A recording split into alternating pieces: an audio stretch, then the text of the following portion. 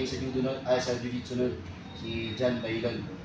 So, ito yung mga galawan ng jiu-jitsu from Japan. Okay?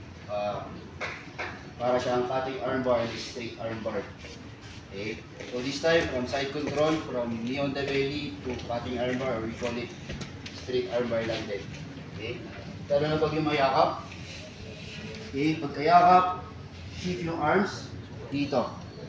Okay? Nag-shift lang naman yung arms ko para at least makagalaw ako ng konti. Then this time, knee on the belly. Then, posture.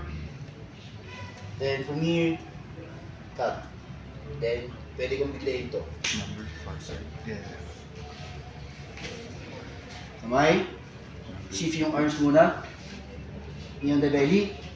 Then, tukod yung left arm. Posture. So, na-stretch na yung arms niya. Bigla.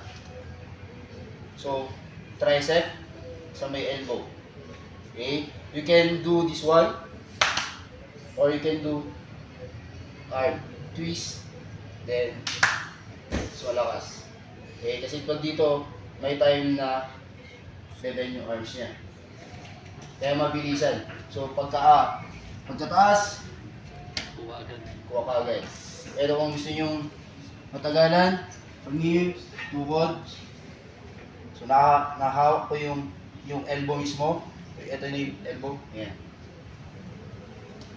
Okay. So, pagkahawak ko to, iti-twist ko lang yung elbow open. Kasi pag hindi ko to in-open, down tapos. Ganun ulit. Pero pag ginawa niyo pa rin to at nakahawak ako, okay lang. Kasi pwede ko tong ibalik sa dati. Then, pop. Nakuha. Let's do 1, 2, 3.